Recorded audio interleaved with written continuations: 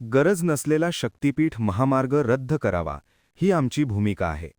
आता तर अलाइनमेंट बदलून नदीपट्ट्यातून मार्ग नेला जात आहे, जिथे पुराचा मोठा फटका बसू शकतो.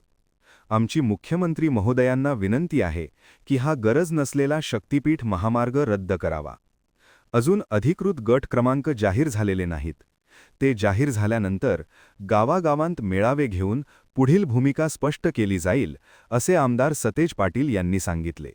पाहूया ते काय म्हणतात. ने गरज नसलेला शक्तीपीठ महामार्ग रद्द करावा ही आमची भूमिका आहे.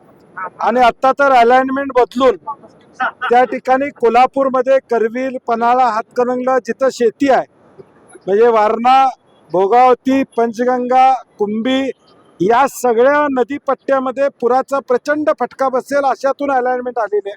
आणि म्हणून आमची सरकारला, मुख्यमंत्री महोदयांना विनंती आहे की हा गरज नसलेला शक्तीपीठ रद्द करावा अशी आमची भूमिका आहे.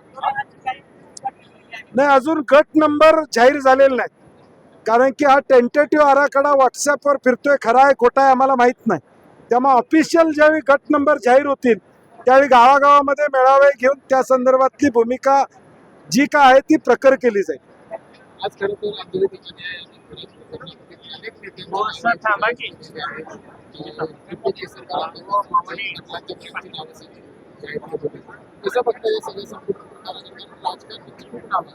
नाही, मला वाटतं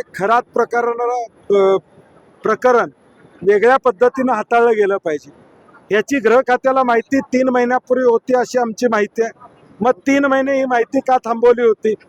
ती बरोबर अमक्या वेळीच ती माहिती का त्या ठिकाणी बाहेर आली हा प्रश्न यातला महत्वाचा आहे. आणि म्हणून यामध्ये व्यवहार ज्यांचे आहेत, कोण भेटलं याच्यापेक्षा व्यावहारिक काही संबंध आहेत का किंवा कुठल्या पद्धतीनं त्यांचे लागेबांध आहेत याची चौकशी SIT मार्फत चालू आहे. परंतु ती खोलपर्यंत जाणार आहे का? कारण की फक्त खरातांच्यापर्यंत राहून बाकीच्यांना अभय या ठिकाणी मिळणार आहे का, हा प्रश्न महत्वाचा. आणि खरात सारखी प्रवृत्ती या महाराष्ट्रामध्ये निर्माण होता कामा नये यासाठी आत्ता कारवाई ही तातडीनं आणि लवकरात लवकर होणं महाराष्ट्रातल्या महिलांसाठी आणि महाराष्ट्रातल्या जनतेसाठी महत्वाचं.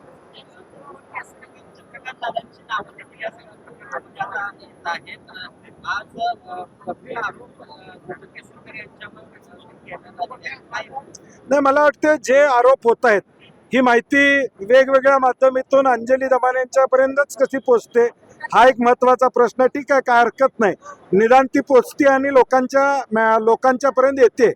परंतु ज्यांच्यावर आरोप आहेत मला वाटतं त्यांनी खुलासा करणं अपेक्षित आहे. आज दीपक केसरकरांच्यावर आरोप झाला असेल तर त्यांनी पुढे होऊन त्याचा खुलासा केला पाहिजे, समोर माध्यमांच्या समोर आलं पाहिजे. रुपालीताईंनी समोर माध्यमाच्या आलं पाहिजे आणि सांगितलं पाहिजे जे काय होते संबंध तर होते म्हणून सांगितलं पाहिजे. आता कागदावर दिसायला लागले, बँक अकाउंटमध्ये पैसे ट्रान्सफर झालेले दिसत आहेत. आता ह्याच्यापेक्षा आणि काय पुरावा पाहिजे?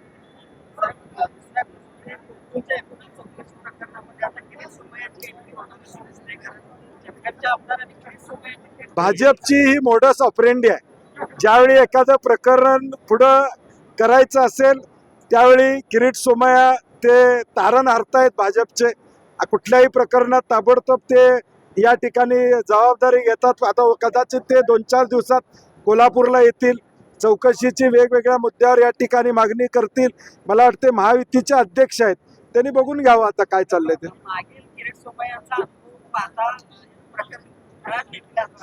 नाही, मला वाटते मुळात शिवाजी पाटलांच्याकडे विषय कुठले आहेत की ईडी पर्यंत चौकशी करावी असे काही विषय आहेत का, मुळात ते समजून घेतलं पाहिजे.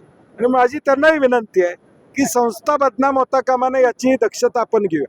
विधानसभेच्या राजकारणातून गोकुळला आपण टार्गेट करू नये अशी माझी त्यांना विनंती असणार आहे. कारण की शेवटी जिल्हा मध्यवर्ती बँक असू दे, गोकुळ असू दे, या 2 संस्था या जिल्ह्यामधल्या लाखो शेतकऱ्यांचा तारण अर्थ आहेत. आणि मग त्या बदनाम झाल्या तर मग लोकांचा बघण्याचा दृष्टिकोन या ठिकाणी होतो. आणि ऑलरेडी संचालक मंडळात आमच्या उलटे निवडून आलेले 4 लोक आहेतच ना, ते प्रत्येक बोर्ड मिटिंगला सह्या करतात, त्यांची हाजरी आहे बोर्ड मिटिंगला, अजेंडावर त्यांची सही आहे, जे ठराव मंजूर झाले त्याच्यावर सह्या आहेत. त्यामुळे मग त्यांनी काय बघितलं नाही का असं म्हणायचं आहे का त्यांना?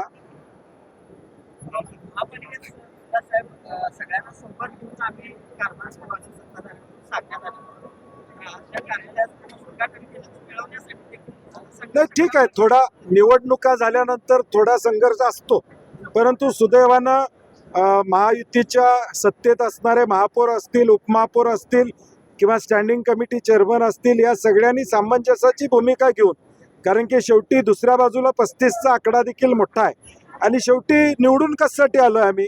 या कोल्हापूर शहराचा विकास करण्यासाठी आलो.